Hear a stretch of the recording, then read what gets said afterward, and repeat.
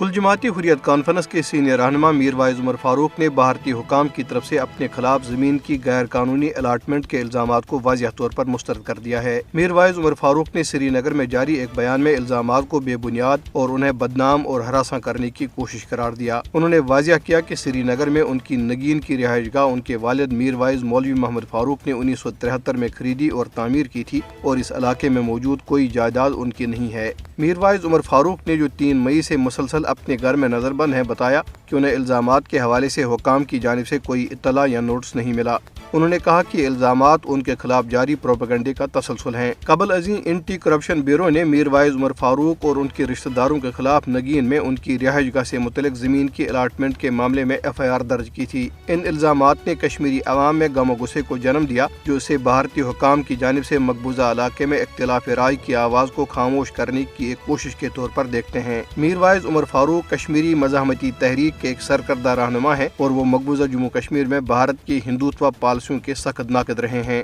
دریاسنا کل جماعتی حریت کانفرنس کے ترجمان ایڈوکیٹ عبدالرشید منہاس نے سری نگر میں حریت اجلاس کے بعد جاری کردہ ایک بیان میں اقوام متحدہ اور عالمی برادری سے اپیل کی کہ وہ دیرینہ تنازع کشمیر کو اقوام متحدہ کی قراردادوں کے مطابق حل کرانے کے لیے کردار ادا کریں۔ 25 مئی کو ہونے والے نام نہاد بھارتی پارلیمانی انتخابات کے چھٹے مرحلے سے پہلے راجوری اور پونچھ اضلاع میں بھارتی پیراملٹری فورسز کی 200 اضافی کمپنیاں تعینات کی گئی ہیں، جس سے یہ انتخابات کے بجائے ایک فوجی مشق لگتی ہے۔ ٹیکساس کے ایوانین نمائندگان کے رکن ٹیری میزا نے ایک تقریب سے خطاب کرتے ہوئے انسانی حقوق کو برقرار رکھنے اور دنیا بھر میں امن اور جمہوریت کو فروغ دینے کے امریکہ کے عزم کا اعادہ کیا۔ انہوں نے کہا کہ وہ ظالم کے خلاف مظلوموں کے ساتھ کھڑی ہے اور جلد ہی ٹیکساس ہاؤس میں کشمیریوں سے اظہاری یکجہتی کے لیے قرارداد پیش کی جائے گی۔ تقریب کا اہتمام فرینڈز آف کشمیر انٹرنیشنل نے کیا تھا۔ کل جماعتی حریت کانفرنس آزاد جموں کشمیر شاخ کے سینئر رہنما محمد فاروق رحمانی نے اقوام متحدہ کے رکن ملکوں سے اپیل کی ہے کہ وہ بھارت کی طرف سے مقبوضہ جموں کشمیر میں کرائے جانے والے نام نہاد پارلیمانی انتخابات سمیت دیگر اقدامات کے پیچھے کار فرما مضموم مقاصد کو سمجھیں۔